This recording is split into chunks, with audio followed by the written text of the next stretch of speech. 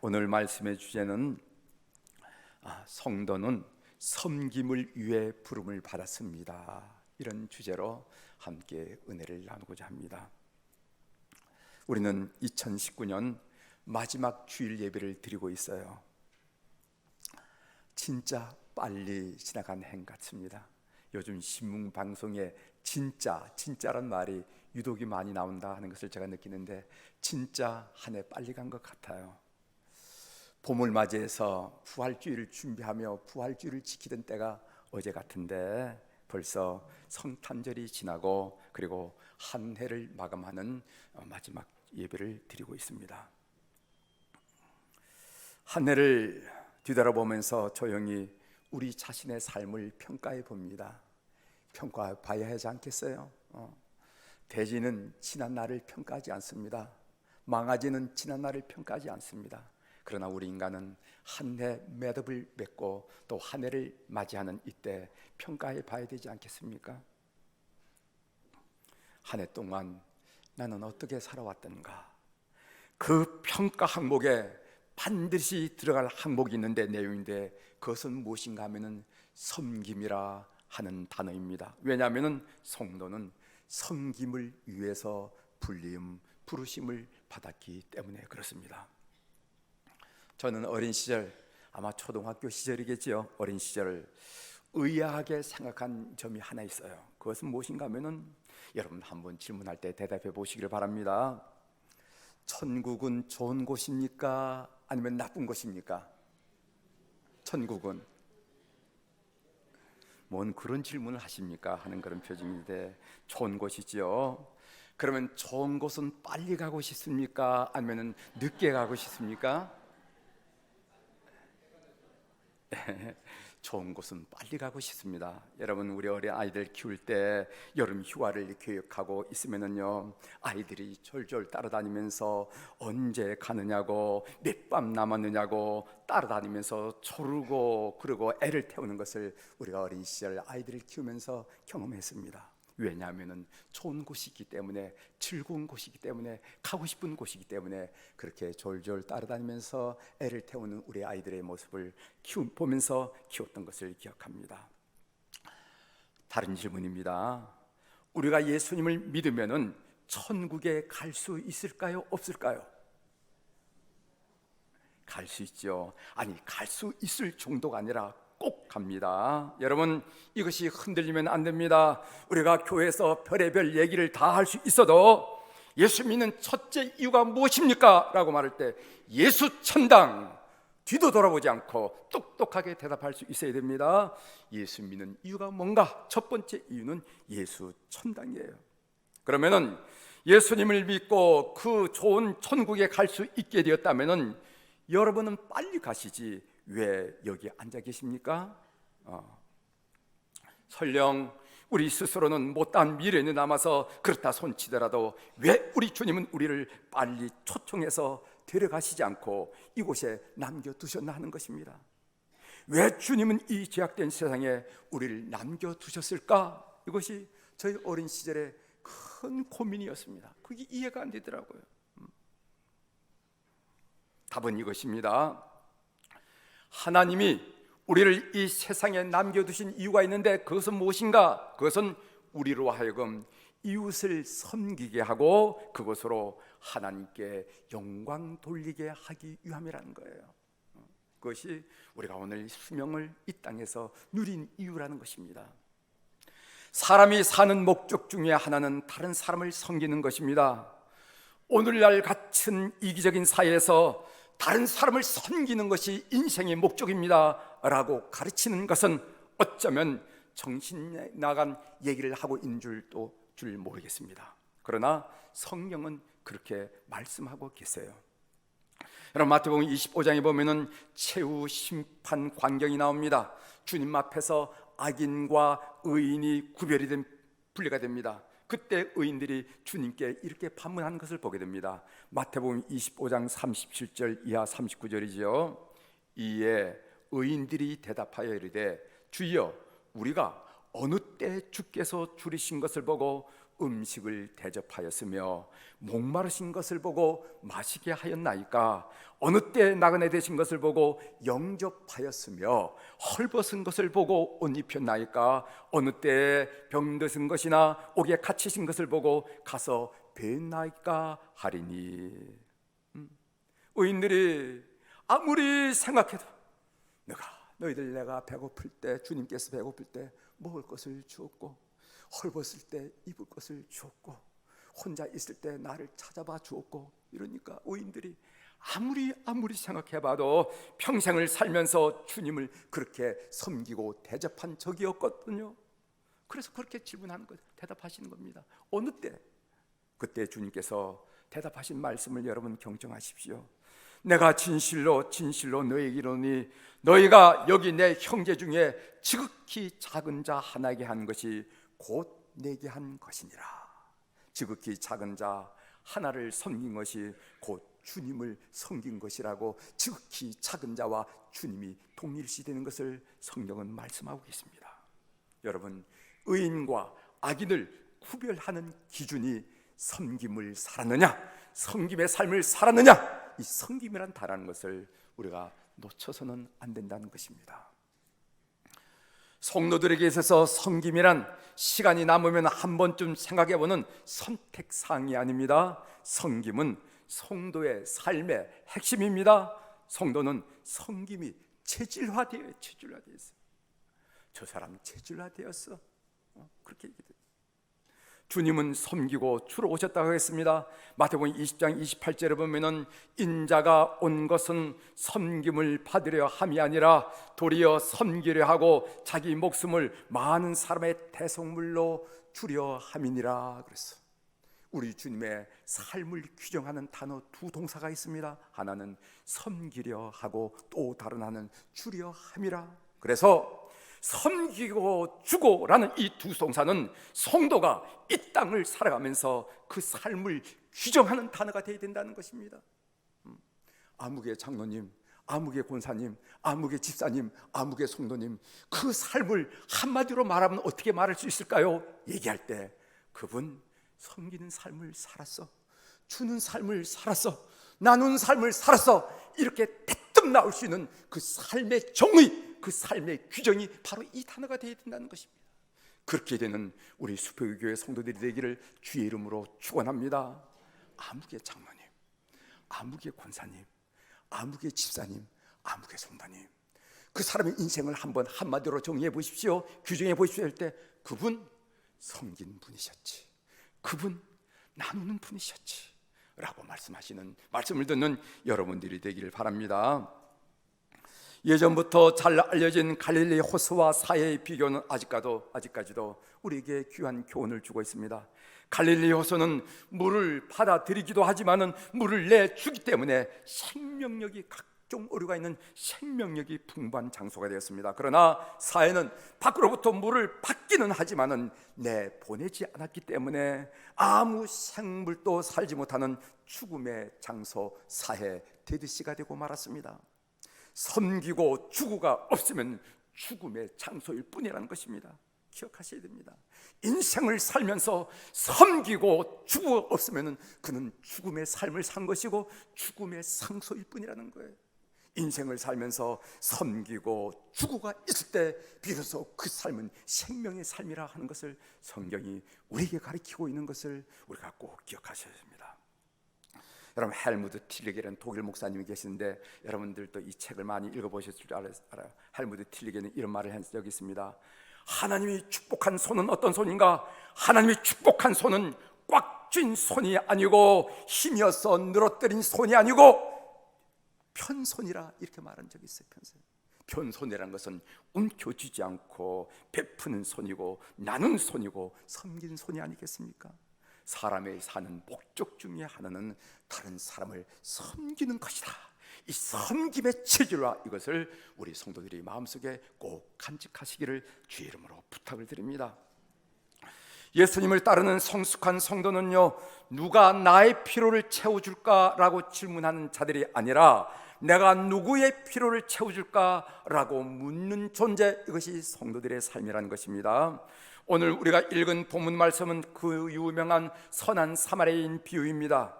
예수님과 한 율법사가 대화를 합니다. 두 사람이 각자가 동의한 내용인데, 그것은 삶의 최고의 목적은 하나님을 섬기고 이웃을 섬기는 것이다. 이 내용에서 두 사람이, 예수님과 그 율법사가 두 분 다 동의를 하고 있습니다. 그때 율법사가 이 이웃이라 하는 얘기를 듣고 질문합니다. 내 이웃이 누구입니까? 라고 물어요.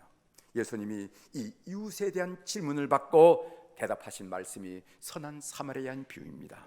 그의 내용을 여러분들이 잘 아시죠? 어떤 사람이 예루살렘에서 여리고로 내려가다가 강도를 만나서 거의 죽게 되었단다. 마침 한 제사장이 지나갑니다. 모른 채 지나칩니다. 또 한 레인이 지나갑니다. 모른 채 지나갑니다. 한 사마리아인이 지나가다가 이 강도 만난 사람을 돌봐주었다. 예수님이 설명을 마친 다음에 조용히 묻습니다. 여러분들, 누가 강도 만난 자의 이웃이 되겠느냐? 이렇게 물어요. 우린 여기서 두 질문이 충돌하는 것을 우리가 느끼게 됩니다. 두 가치관이 충돌하는 것을 본문을 통해서 알 수 있어요. 두 인생관이 충돌하는 것을 우리가 보게 됩니다. 율법사는 누가 내 이웃입니까? 라고 질문했어요.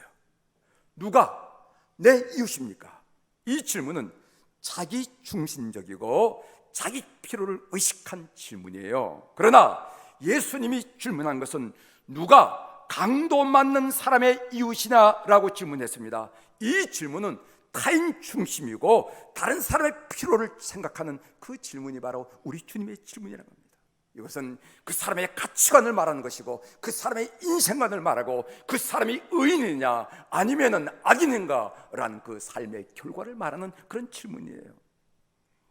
성숙한 성도는 도움이 필요한 사람을 찾아 섬기는 존재입니다.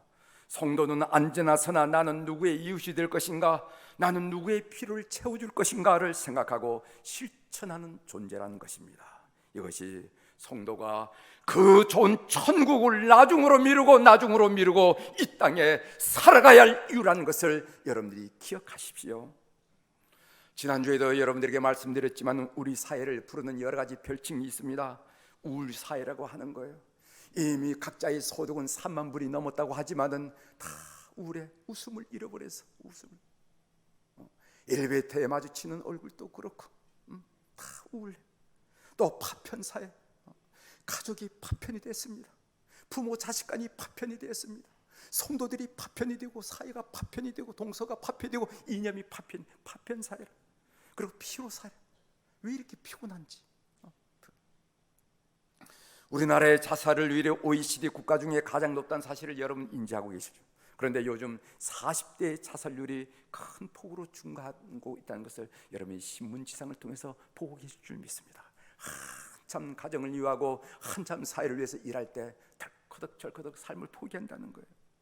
당신이 옳다라는 책을 쓴 정예신 박사는요, 이런 얘기를 했다는 거 지난주에 말씀드렸습니다. 귀 기울여 들어줄 한 사람만 있으면 죽지 않는다. 내가 귀를 기울여서 내 얘기를 들어줄, 속 얘기를 들어줄, 안타까운 얘기를 가감없이 들어주고 이해할 사람 한 사람만 있어도 그 사람 생명 포기하지 않는다는 거예요. 오늘 우리 시대의 문제, 오늘 우리 사회의 문제는 무엇인가? 다른 사람에게 내 마음을 담아서 귀를 빌려줄 사람이 없다는 거예요. 온통 이기주의 때문에 내 마음을 담아서 귀를 빌려줄 사람이 없다는 거예요. 같이 찬양을 하지만, 같은 한 자리에서 예배를 드리고 하지만, 같은 한 이름을 가지고 성을 가지고 가족이란 이름을 가지고 있지만, 같은 직장에서 일을 하지만, 같은 이웃으로 살고 있지만 내 마음을 담아서 귀를 기울인 사람이 없기 때문에 삶을 포기한 사람들이 우리 주변에는 많이 있다는 것입니다. 성숙한 성도는 내가 누구의 필요를 채워줄 것을 생각하는 사람이라는 것입니다. 더 놀라운 사실은요, 하나님은 우리를 이런 섬기는 삶을 살도록 지금의 모습으로 다듬어 오셨다는 것입니다. 여러분 중에 어떤 나는 내 인생은 성공했다, 내 인생은 실패다, 내 인생은 50점이다, 내 인생은 20점이다 각각 평가를 내릴지 모르지만은 여러분들이 건강하든 건강하지 못하든 간에 하나님은 이런 섬김의 삶을 살도록 이제껏 여러분의 인생을 다듬어 오셨다는 것입니다.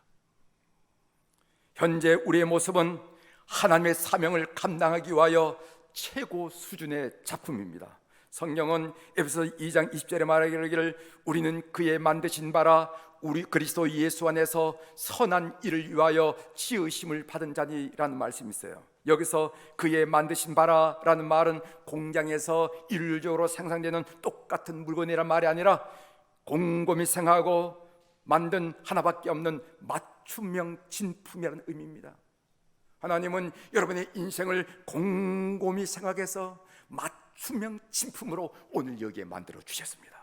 하나님은 저와 여러분을 나만이 할 수 있는 독특한 섬김을 위해서 의도를 가지고 치밀하게 지금까지 다듬어 오셨음을 믿는 여러분들이 되길 바랍니다.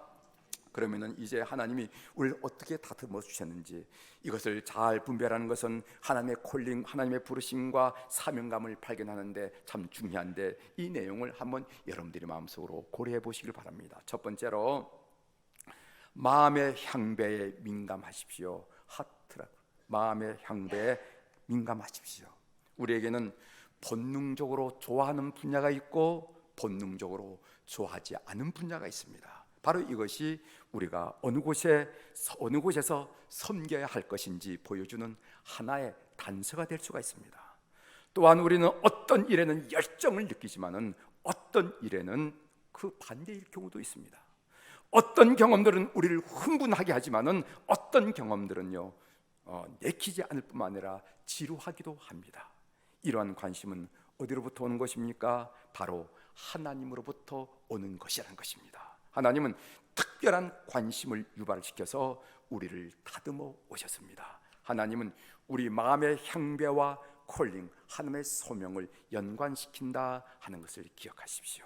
두 번째로는 천부적 재능을 파악하십시오. 어빌리티라 하는, 어떤 사람은 뱃속에서부터 나오자마자 유창하게 말을 하기 시작했다고 농담할 정도로 말을 청산유수처럼 하는 사람이 있어요. 어떤 사람은 수학이나 음악, 기계를 다루는데 천부적인 재능이 있는 사람이 있습니다. 연구에 의하면 보통 사람들은 그들이 인식하는 것보다 훨씬 많은 500 내지 700개의 다른 기술과 재능을 가지고 세상에 태어났다는 것입니다.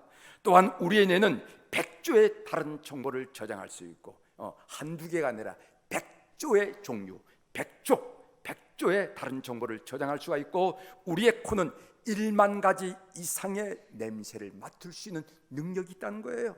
우리는 놀랄만한 능력 덩어리고, 그리고 하나님의 기묘하고 신묘한 창조물이라는 것을 알 수가 있습니다. 하나님 이런 특별한 재능을 주셔서 당신의 사역을 준비시키고 다듬어 오셨다는 것입니다. 우리는 우리의 재능과 하나님의 콜링을 연관시켜 보실 필요가 있습니다. 세 번째는 성격을 고려하십시오. 퍼스널리티죠. 주위를 살펴보면요, 내성적인 사람, 외향적인 사람, 판에 박힌 일을 좋아하는 사람, 다양성을 좋아하는 사람, 생각하기를 좋아하는 사람, 느끼기를 좋아하는 사람, 혼자 일하기를 좋아하는 사람, 아니면 팀 안에서 함께 일하기를 좋아하는 사람, 다양한 사람들을 만날 수가 있습니다. 조사에 의하면요, 성격 규정을 네 종류가 아니라 31개 이상을 넘는 성격 유형을 파악할 수 있다는 것입니다. 사역에 있어 저 성격은 좋고 저 성격은 나쁘다는 것은 있을 수 없고, 다 균형과 조화를 위해서 하나님께서 우리에게 허락한 성격이라 하는 것을 여러분들이 기억할 필요가 있습니다. 하나님은 특별한 성격을 주셔서 당신의 사역을 준비시키고 우리를 다듬어 오셨다는 겁니다. 하나님, 여러분들은 우리의 성격과 콜링, 하나님의 부르심을 연결시킬 필요가 있어요. 네 번째로는 경험을 소중히 여기십시오. 익스피리언스. 하나님은 우리의 모습을 만들기 위하여 각가지 경험들을 우리 삶에 허락하셨습니다. 그 하나님의 계획은 치밀해요.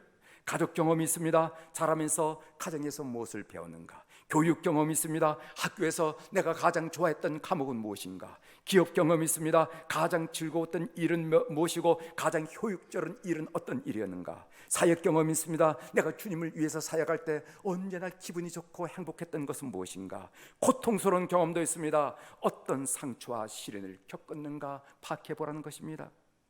하나님은 우리의 사역을 준비시킬 때 마지막 항목인 고통스러운 경험을 많이 사용합니다. 예를 들어서 다운 증후군 아이를 둔 부모보다 그 분야의 사역을 잘할 부모는 없어요. 여러분, 다운 증후군 아시죠? 그 아이를 들고 그 아팠던 그 어머니보다, 그 아버지보다 그 사역을 잘할 사람이 없다는 겁니다. 알코올 중독자로 있었던 사람보다 알코올 중독자를 치유하고 회복한 사역을 잘할 사람이 없습니다. 내가 얼마나 힘든 일을 당했는데 저 사람이 그 힘들을 당하고, 그래서 동정하고 이해하면서 그 사역을 할 수가 있습니다. 사별한 경험이 있는 사람보다 사별의 아픔을 겪고 어쩔 줄 몰라는 사람을 더 잘 도와줄 사람은 없다는 것입니다. 그래서 사도 바울은 우리에게 이렇게 말했어요.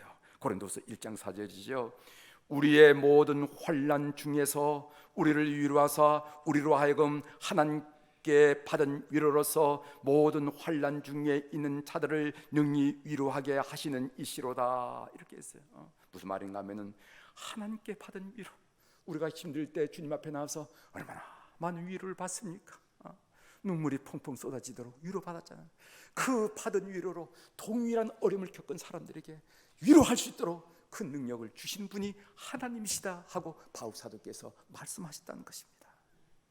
우리 한번 찬송가 부르고 말씀을 마치도록 하겠습니다. 제가 선곡해온 찬송가 낮은 해처럼 밤의 달처럼, 여러분이 잘 아는 내용이죠. 가사에 한번 집중하시고 한번 이 한 해가 마치는 이 송년주일에 불러보도록 하겠습니다.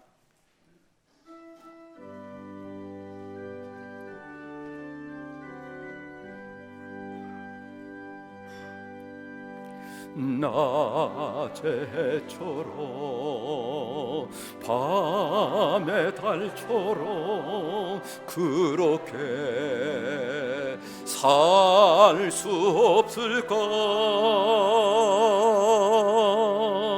욕심 없이 어두운 세상 비추어 온전히 남을 위해 살듯이 나의 일생에 꿈이 있다며 이 땅에 빛과 소금 되어 가난한 영혼 지친 영혼을 주님께 인도하고 품되 나의 욕심이 나의 못난 자가 언제나 커다란 짐되어 나를 짓눌러 마음을 공곡해 하니 주님여 나를 도와 주소서.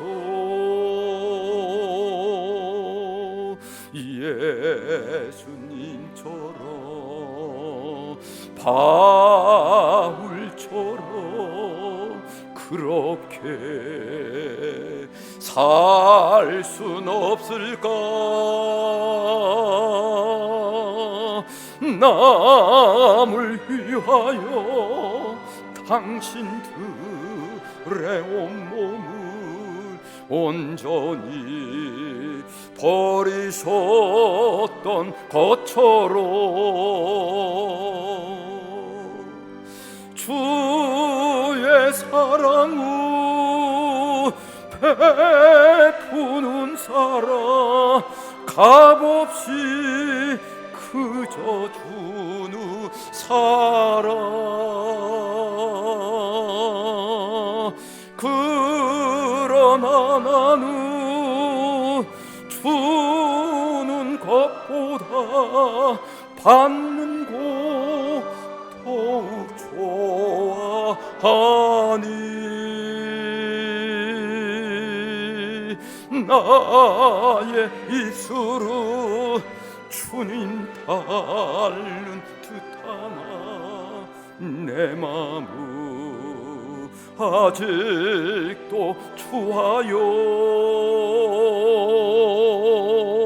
받을 사랑만 계수하고 있으니 예수여 나를 도와 주소서. 2절 마지막 구절, 나의 입술은 주님 닮는 듯하나 내 마음은 아직도 추하여 받을 사랑만 계수하고 있으니 예수여 나를 도와주소서. 어쩌면 이렇게 내 마음을 폭로할 수가 없어요. 부를 때마다 가슴이 찔리고 마음이 찢는 것을 느낍니다. 한 해를 마감한 이 송년주일에 한 해를 잘 매듭짓고 멋진 20년을 계획하는 여러분들이 되기를 주의 이름으로 축원합니다.